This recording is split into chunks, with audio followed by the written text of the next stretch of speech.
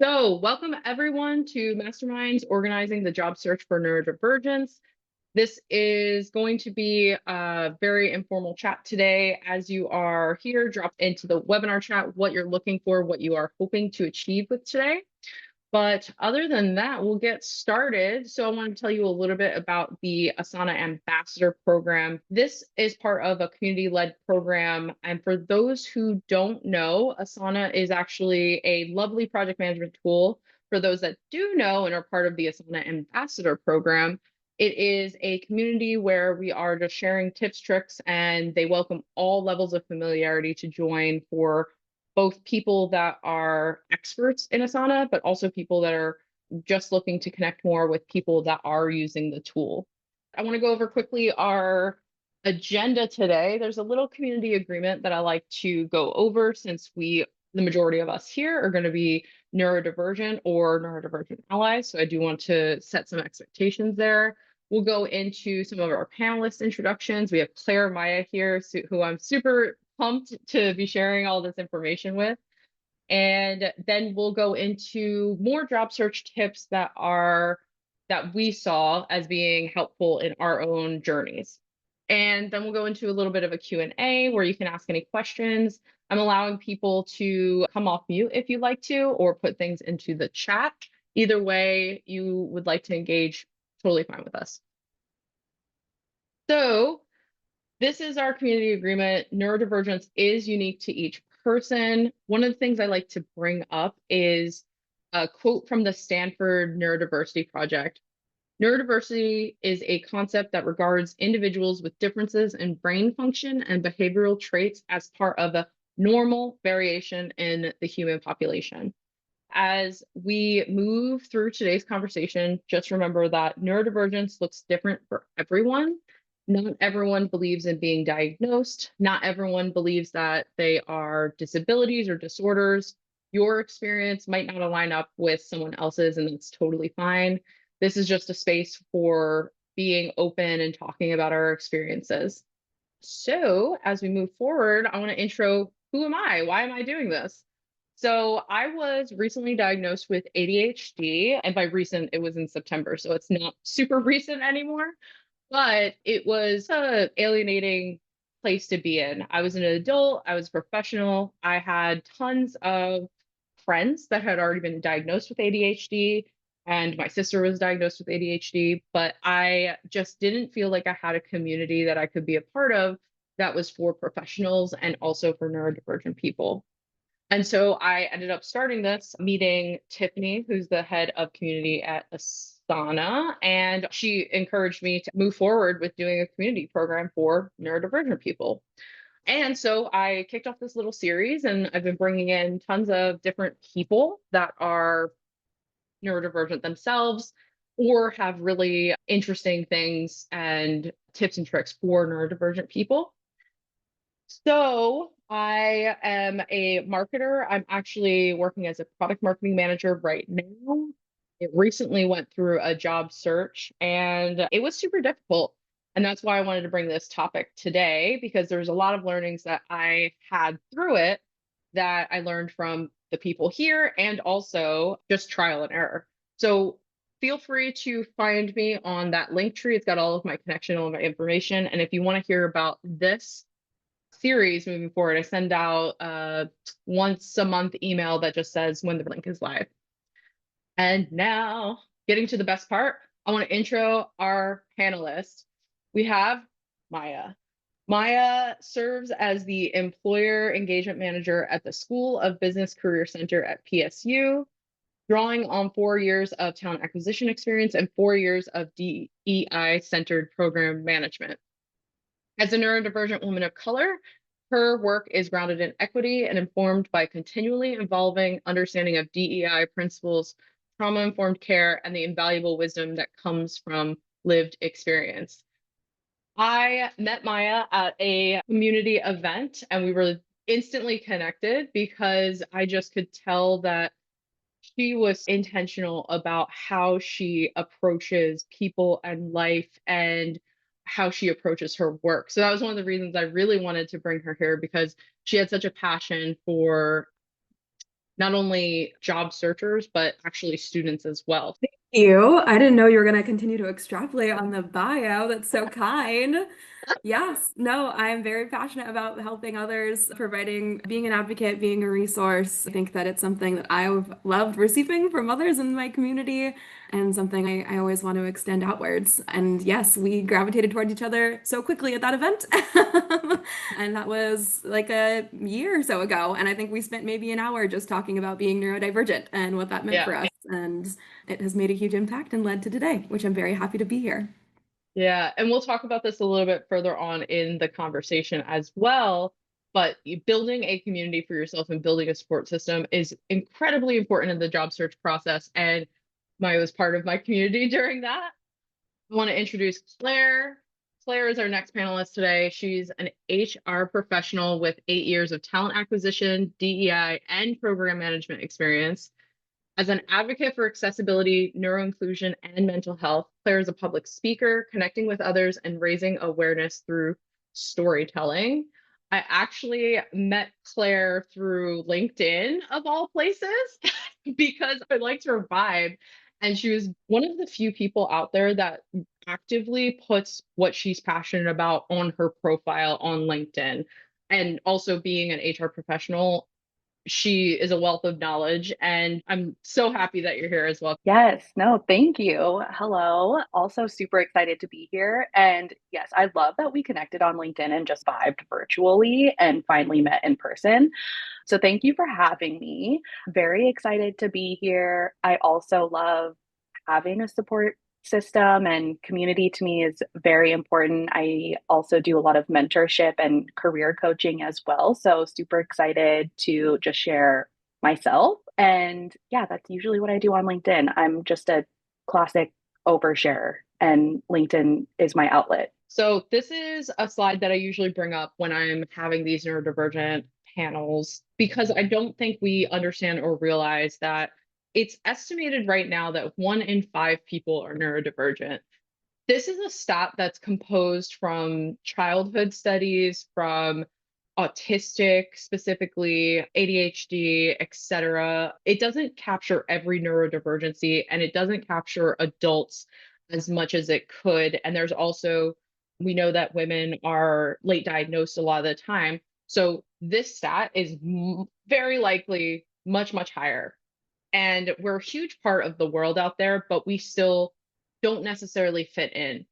I found this and I thought it was very funny because it encapsulated the entire job search saga that I personally had, because it felt like I was applying to jobs, not hearing back, applying to jobs, not hearing back. And I felt like I was going absolutely crazy because I couldn't get anywhere and I couldn't move forward and I didn't know exactly why.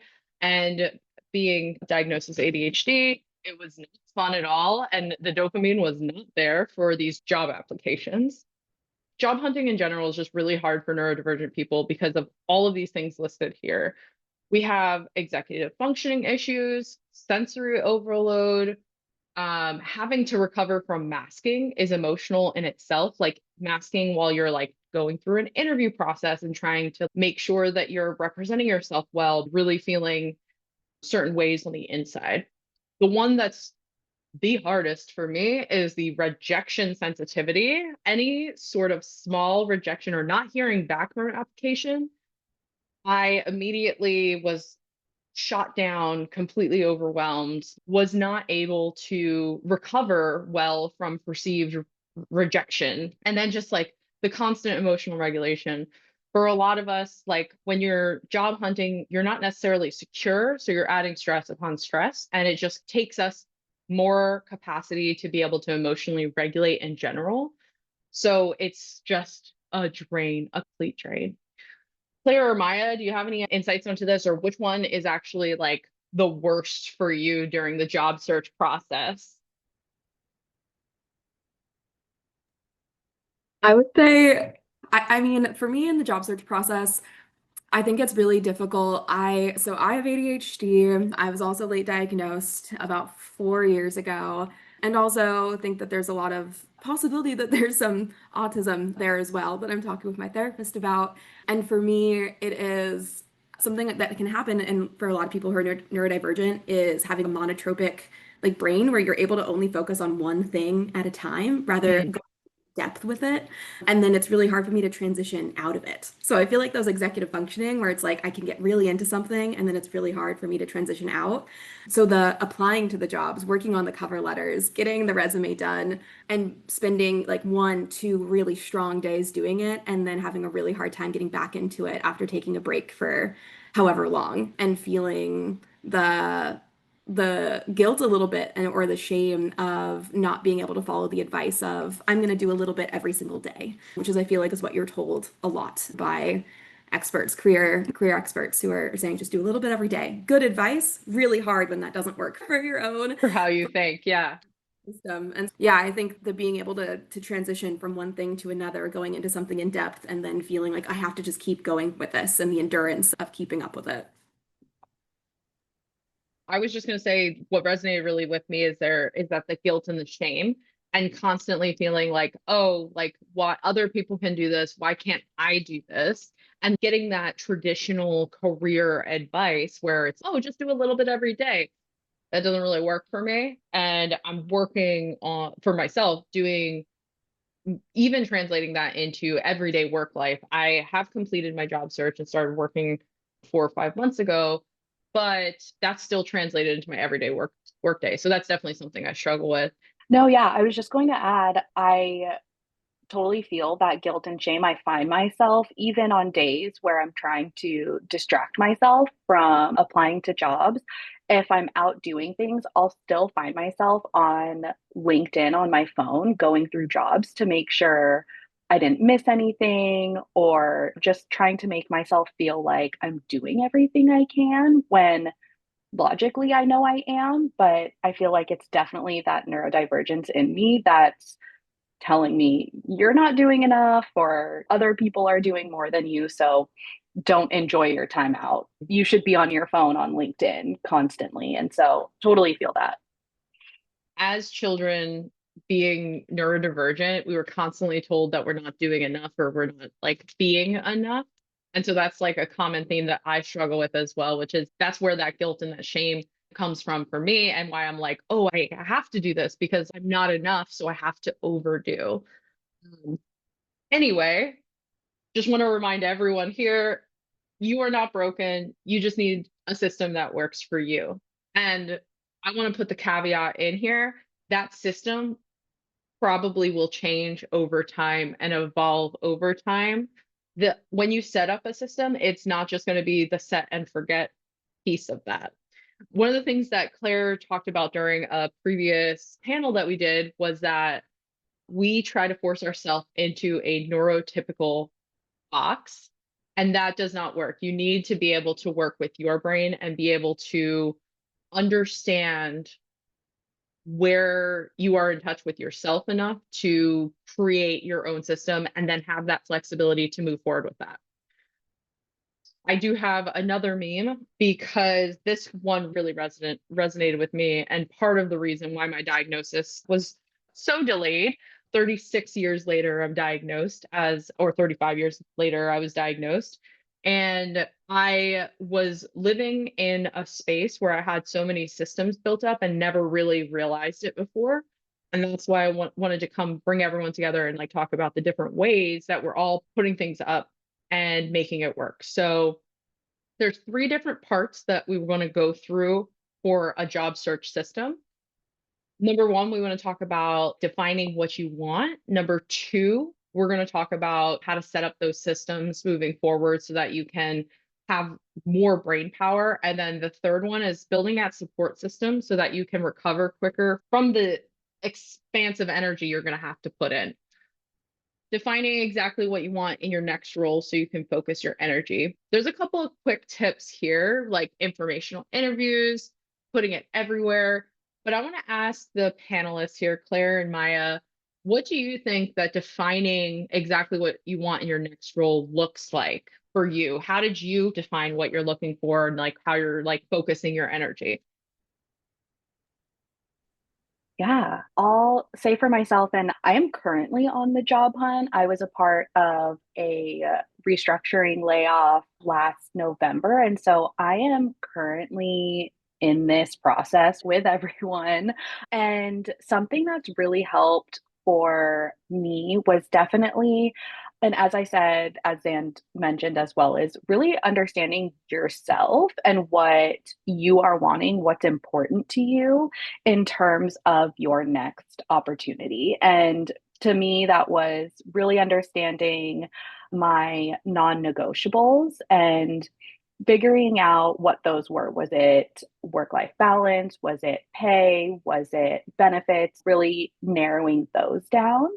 And then also releasing myself from the idea that I'm tied to a title where there's so many companies out there, there's so many organizations, and titles are not or not the same. They're very interchangeable. They could be completely different from one company to another, even though they're similar roles. So I also really focused on the skills and responsibilities that I particularly enjoyed to help me narrow down what I was looking for and also highlight those particular skills and responsibilities in my resume and LinkedIn. And it helped me have some kind of keywords to also help me filter a lot of the job descriptions as well to narrow those down. Because while so many are posted out there, oftentimes not all of them will fit what you're looking for. Having a little bit of that system to help me narrow down has really helped me. Yeah, and I think I approached it from a slightly different perspective for my job search, where you were like not so focused on title. For me in my space, the title actually came after I went through that process of looking at those non-negotiables and understanding that the responsibilities I wanted really did line up with a product marketing manager title. And I had done an informational interview with a person that I reached out to that was in specifically in product marketing managing. And before I was applying to anything that had the word marketing in it. But then finally, once I had my informational interview, talked with, and really thought about what my non-negotiables were, it fed into a specific title for me. So it can be both ways. I think what you were saying is the non-negotiable part is super important, and then it filters down into your filters. And then for me, it led to a job title. For you, it led to opening up your job title. That's really interesting. Yeah, so I also recently went through a career transition, and I was previously working as a recruiter. I did that for about 4 years, and then this last spring moved into my current role as the employer engagement manager at PSU in Portland. And during that time, there is a lot of list making that happened. For me, I'm a big list Mm, maker. I think for a lot of my, Zan, you had mentioned this, like all your friends, many of them are neurodivergent. And for me, the same thing. I feel like minds, we attract each other.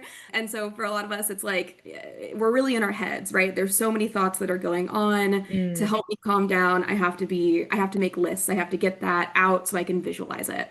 And so going through my search, I really just didn't define what I wanted by certain categories. It was more just being like, let me get what's let me get what's in my head out and start with listing like the things that I've loved out of my past jobs. And so starting with the kind of the base parameters, like you were saying, Claire, of just like salary, title, and defining what that looks like is definitely one way to go, and it is so helpful. And then for others, it's not. And I was the person where it's not, where that wasn't where I wanted to start. I needed to start with what makes me feel good at the end of the day. And thinking of my past roles, I like talking to people, but I can't do it every single day. I can't be completely outward facing for 8 hours a day. The days where I feel the best are the days where I have some external connection, and then I'm also able to have a good like space to just really focus in. And so it was defining what those pieces meant to me, and then seeing as I put all the elements of having a job that has some sort of structure, but also enough flexibility and variety in the day where I can be grounded, but I also am allowed to flex my energy as it changes on a day-to-day basis. And even on sometimes hour by hour, minute by minute, we're working with what we got. And so outlining what all of that looked like, and then from there determining, okay, I would categorize some of those bullet points into bigger categories and then would look at jobs from there and look at job descriptions. And so, very similar to Claire, it wasn't really about title. It was really like, what is the output that I want to be able to do every day? And then, how can I get that based on different positions? And so, for me, it was, again, having variety, having flexibility, but still having structure and being a resource. I love talking to people. I love creating resources. I love putting information out there that I think can be helpful to any person. And so working in higher education, having a job that's very cyclical, being able to be in spaces like this, but still be more back office facing sometimes too, where I'm making resources or documents, able to strategize for both the short and the long term. All of that is so important to me. And it was less about industry and title. But I think that for a lot of people, being able to define what you want in your job is really about defining what you want. Like, it's for yourself. Not many of us are dreaming of labor and what we want to do. And so I think for a lot of my friends who are neurodivergent, sometimes it's also feeling trapped in, okay, I have to think about what I want in terms of a career. And that can be really hard when you can't, for many people, it's hard to think in the future, to even envision what a future can look like. And so it's sometimes easier to think about, what do I just need right now? Because if it works for you right now, it'll probably continue to work for you for the foreseeable future. Yeah, hopefully that made sense. I feel like I had a good track, but the external processing. You have a self-awareness about you that is impossible to have unless you have accepted that you're not broken. Like, you have a self-awareness and an acceptance about where you're at in your process, and how by accepting that, you're able to actually move forward and say, oh, you know what? I like list making. I like brain dumping. That works for me. And although other people like might be able to do it without external processing, without writing it down, it doesn't matter because it works for you. And that's the best way to go through it. And sitting with yourself and being like, okay, like, what do I actually want out of life is just such an inspiring thing to see, because you have so much more control over your job process than you think you do. With that, let's move into the next part where we're going to talk about, okay, now we know a little bit more about what we want. I would encourage you all that are here to look at our LinkedIns as well, because I think we all do a good job of putting the things that we've defined as being important to us out into the world. And that attracts the right kind of opportunities and jobs as well. Let's move into creating systems to protect your energy. So this is, okay, nitty gritty. Like, how do you start to figure out the right ways to, you know what you want now, and you're starting to say, okay, but it still sucks. This job process, the entirety of it just sucks still. How do you start to protect your energy? I think the first thing for me, I, just like Claire was saying earlier, I was constantly on LinkedIn, constantly on job boards, like looking like actively. And that was doing horrible things for my mental health because I was never off. I was constantly on. And so once I had that definition of what I was looking for specifically, I set up specific Google alerts that helped me turn off that side of my brain, because I didn't have to actively search for it. Because I said to myself, like, okay, here is the system. The Google alerts are actually some of the fastest ways to get all this information across like different platforms. Let's just set that up and let that take it away. There's also a Chrome extension that I recommend to everyone. It's free, called Simplify. It autofills resumes for you. So when you're on, sorry, applications, I should say autofilling applications, you can click a button and it just autofills it for you. And it's so much nicer than actually typing it in, and the energy drain of like actually having to type in 50 different skills that you have, or copy and paste like 50 different areas. So those are two of my biggest takeaways from my job search, was turning off that part of me that made me so anxious, which was that I'm going to miss something, by enabling technology to do that for me. And then my boredom side of myself, where I was bored to death when I was filling out these resumes and making mistakes because of it, using a tool like a Simplify Chrome extension there was super helpful for me.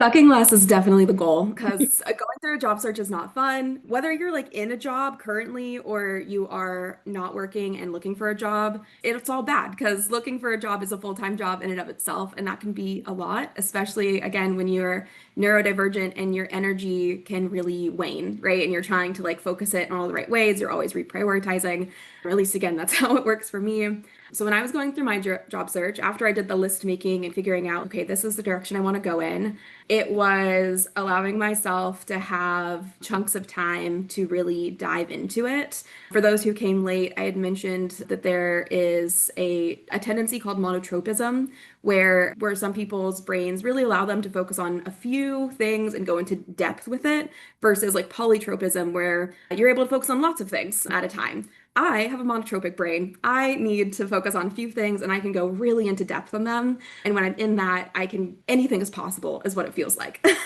And so it was really giving myself the structure to have a day, a weekend, to just allow myself to sit at my computer and just get into it. For me, the technology that I used was really rudimentary. I'm a big Excel girly, and it was listing everything out in an Excel spreadsheet. And it was I listed the jobs that I had that were interesting to me, and like the date that I applied and all of these things. So I had some data, which also helps ground me.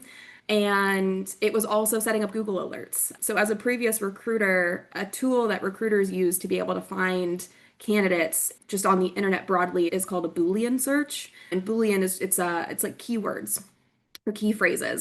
And so I would set up Boolean searches and say project coordinator, Portland, Oregon, some string of text. And once I had a good search string that I felt like I used it in Google or my browser, felt like it was giving me the right types of positions that were coming up, then I put that into a Google alert. So it allowed me to have a more passive search for the days where I could not focus on that anymore. So then when I got back into having a day where it's okay, this is my job search day again, I was able to go through those alerts and like really get into it. So it created a system for me that worked for my own tendencies of being able to focus in depth for a short period of time, but not feeling really limiting that shame of not being able to commit to a little bit every single day, where those Google alerts allowed it to do it for me.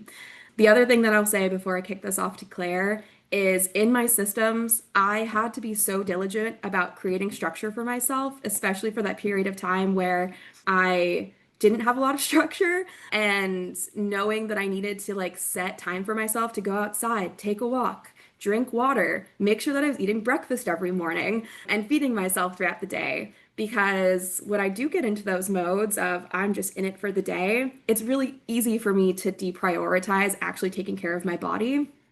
And when I don't do that, I'm not as quick in my head. I am foggier. I feel more irritated. It's harder for me to maintain regulation. And that is so important if you want to be able to make this job search suck less, is really being able to take care of yourself in these moments and not feel like you just have to grind all the time.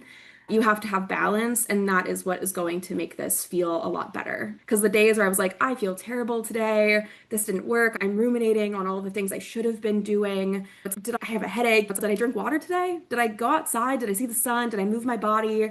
Did I take care of myself? And if the answer was no, then it was like, I should prioritize that more. That's probably a big part of it. And then being able to focus on the days where it's, oh, I don't know if I did enough today. And then being able to think, I fed myself. I went on a walk with my dog. I saw a friend. I saw one thing on LinkedIn that I really liked and I pinned it that I'm going to do tomorrow. And really focusing on the things that I was doing well and trying to be really grateful and proud of myself for the things where I was making progress, and spending my energy focusing on that versus focusing on the things that are still left to do. Because there's always things that are still left to do. And having that also as a part of my system, not necessarily in the ways of having a electronic system. Again, Excel, I'm a huge proponent for it, was really helpful and always grounded me on those days, but also having a system for just like balance and taking care of myself was a huge part of being able to keep that endurance up and have it be sustainable. There was so much goodness in that chunk. One of the things I wanted to really call out is the structure when we have no structure. Like when you're in a work environment, you're generally given like a sense of structure, but when you are out of work and looking for a job, that was one of the things that was like super tough for me, because I would get into those modes of I need to job search, and then the cortisol would kick in, and then I would only want to job search because I thought that would get me out of that state of anxiety and like moving forward. I spent many days like unfed, unwalked. Like one of the ways that I try to think about is I have pets, and I was treating myself worse than I treat my pets, right? So if you think about it in that sense, try to think of yourself as your own pet. Like you have to take care of it. You have to have that responsibility of making sure that you're okay while you're going through it. So Claire, transitioning to you because you're also a pet person. I am. Yes. And I've actually said if I could recommend anything, it's to get a dog or a cat and leash train it, because my dog is the reason I go outside. Truly, he is the reason I leave my house. So if I could recommend it to anyone, do that. But I fully agree on the structure piece as well. That was the one thing that I definitely related to. I am a calendar person. If it's not on my calendar, it's not happening. And so something that I didn't do in the beginning of my unemployment journey that I definitely do now is blocking my calendar for when I am doing certain things. And I include walking my dog. I actually also include meal times, because I am also one to forget if I'm in the midst of doing something. I have my therapy appointments on my calendar. Everything goes on there. I also like to color code it to also really help me. Interviews are a completely different schedule, or it's completely different color. So yeah, highly recommend giving yourself some structure, because you can feel like you're just floating out in the ether if you don't. Along with the structure, the overwhelmingness at the beginning of having a ton of places to find jobs. There's so many job boards out there. At the beginning, I found myself trying to keep up with all of them and make sure I'm applying to every single thing. And there are some roles or applicant tracking systems that don't require you necessarily to log in and create a user name or anything like that. And I also come from the recruiting background. And when you don't have something like that, you don't necessarily always know if you have applied to that job in the past. And in the beginning, I found myself applying to the same jobs posted, just on different types of platforms, because they were cross posted everywhere. If I was rejected from it once, now I'm getting rejected from it 5 or 6 times. And good gosh, that can sting. And so something that has really helped me was narrowing down on the actual systems that I was using to find and identify jobs. Highly recommend using Boolean searches, as Maya had said as well. It can help narrow down on the job postings that show up for you. I also recommend including a time frame from when that job was posted, at least from my experience and from what I have seen and heard from lots of other professionals that have been on the job search. Finding jobs within the first, as early as it's posted is great, but typically within the first 30 days is optimal. So you can also narrow down your search based on how long that job has been up. And you can do that within your Boolean as well. So yeah, I think for me, my main like system that I've created has been this idea of narrowing down, because to me, the process has been overwhelming in a way that sometimes it will just make me shut down. And so having this idea of narrowing things down has really helped me along in my job search and keeping my brain afloat in that, because it's funny because Maya, you were saying you can focus on one thing, and I feel like we have so many similarities, but I am the complete opposite. I can tend to focus on a lot of different things, and so if I'm not narrowing it down, I'm just overwhelmed in general. So yeah, that's been what's worked for me over time. One more thing that came up, Claire, as you were chatting, where just like a specific tip that really helped me, because the applying to multiple, like the same job because it's mapped to different platforms is so common. And when you're going through your job search and you're applying to dozens of positions, your brain, anyone's brain, it's you're not going to hold on to all of that. That's so difficult. And so really being able to, again, I'm advocating for Excel or Google Sheets or whatever works for you, but being able to list all of those things out really helpful, not only in title, but something I learned just from trial and error, and I should have known this as a recruiter, but not just hyperlinking to the application that you've submitted or to the original job link, but really downloading that job description and saving that to your computer is so helpful because it can get taken down. You won't be able to find it again. And it's so easy in the moment. Again, future thinking can be really difficult for many of us. It's so easy to be like, I just want to get what I'm doing done today and get it out of here. But then once you're getting ready and hopefully you get a call back and you're going to get an interview, you want to prepare for that interview as best as you can. And if that hyperlink is now a dead end, how are you going to remind yourself of what were the nuances of this exact position? But if you're able to download that job description, you are going to save yourself so much grief, and also the emotional, like, that bubbling up of I'm looking for something, I'm scrounging for it, I can't find it, everything's on my laptop, which is, again, if you're someone who's visual and you're a paper person, that can be harder when you're finding electronic files versus like flipping through paper copies. Not that you need to print everything out, but like I had a big system for me was also setting up just like folders on my computer and making sure I was like saving everything. And I had like specific folders for each company I was applying to, the job description. I would map that to my Excel spreadsheet because that really allowed me to be so much more streamlined as I started moving forward in the process and didn't have to always, there wasn't all of that work to get back up and started again. I think like it would have been if I didn't think, if I didn't have that stuff ready ahead of time. Fully agree with all of that. And then I just wanted to bring this back to Asana because Asana is a project management board where you can actually like create an Excel-like view where you're looking at it either in a Kanban style where it's columns and then the status, or you can flip it into a ticking of a list type. So that's another option for you, which is like, how about if you start to think about it from more of a process or program management standpoint, I have this sample template of all of the things that I need to do related to an application. And one of those steps in that like template of things is, hey, I need to save this because a lot of the time during my job search, I went back a bunch because the link would be down.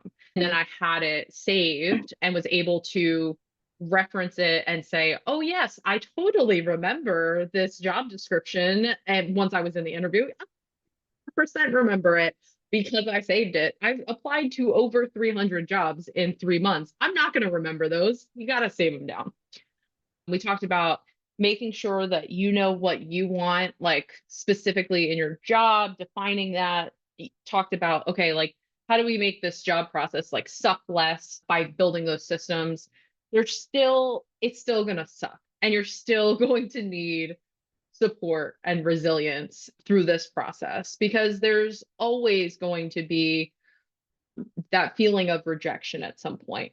And even though you can reframe it in a space of this wasn't right for me at this time, or there's something better on the way, there's still that sting of, oh, I really wanted this and I can't have it.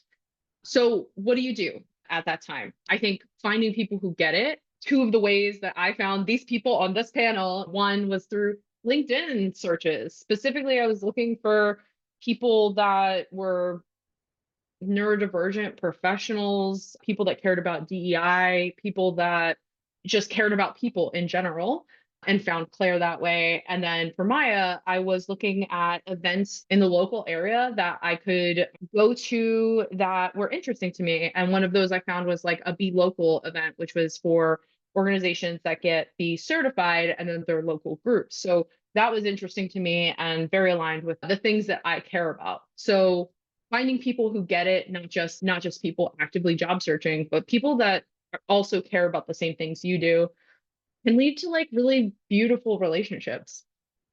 And then as part of that search, one of the things that I had to learn is that not all relationships need the same amount of time or energy. There's going to be some people you don't vibe with, and that's okay. Not everyone is going to connect you. Connect with the people that you care about, and that'll make things way easier in the future.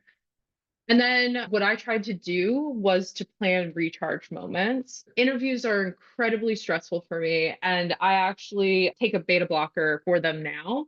But before that, they were incredibly stressful and just, I never presented myself in the way that I wanted to be presented. And I was very down on myself. And so I knew I needed at least 2 hours to recover from a half-hour interview. And that's okay. Take the time that you need and scroll your phone if you want. If you like doom scrolling, do it. Anything that can help you regulate back and move back into the space of like the thing that you can do. Go for a walk, take your dog for a walk. For me, it was sitting in a dark room by myself because I was overwhelmed. That's okay too.